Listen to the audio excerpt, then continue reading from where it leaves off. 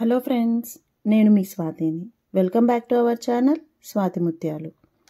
ఇవాళ మనం వేసవిలో చాలా బాగా కూలింగ్ ఇచ్చే, ఇంట్లోనే తేలిగ్గా చేసుకునే కర్బూజా ఐస్ క్రీమ్ తయారు చేస్తున్నాము. కర్బూజా ముక్కలు, తాజా క్రీము, కొద్దిగా చక్కెరతో, అంటే కేవలం 3 పదార్థాలతో ఎలాంటి మిషన్ లేకుండా ఈజీగా తయారు చేసుకోవచ్చు. ముందుగా కర్బూజాను తీసుకొని దానిని కట్ చేసుకోవాలి.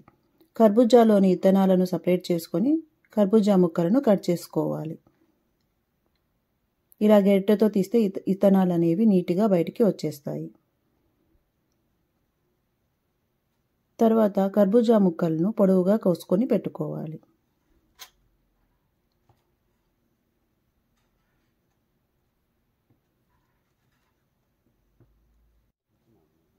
తర్వాత కర్బూజా తోలును మనము సపరేట్ చేసుకొని కట్ చేసుకోవాలి.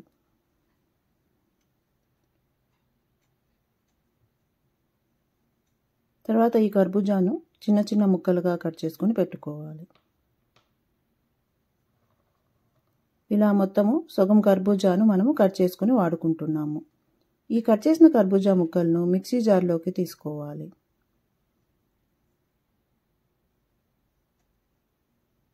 ఇప్పుడు ఇందులోకి ఫ్రెష్ క్రీమ్ను యాడ్ చేసుకోవాలి.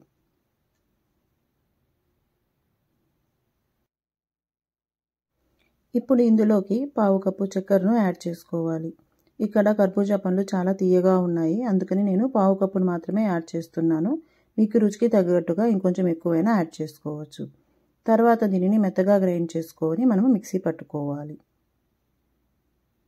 ఇప్పుడు ఈ మిశ్రమాన్ని మనము ఒక బౌల్లోకి ట్రాన్స్ఫర్ చేసుకోవాలి.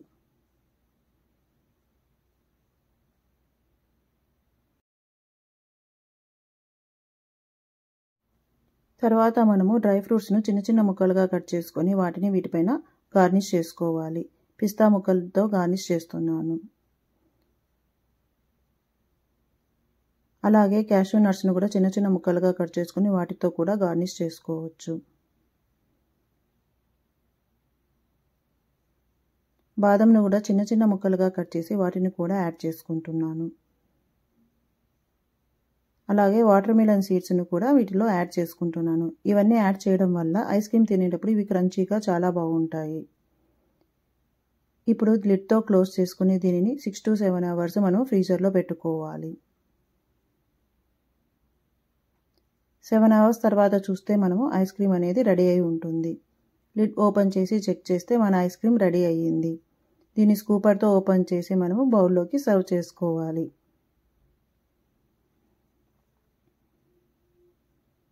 చూసారు కదా, ఎంతో క్రీమీగా, కలర్ఫుల్గా మన ఐస్ క్రీమ్ అనేది ఎంతో ఈజీగా తయారైపోయింది.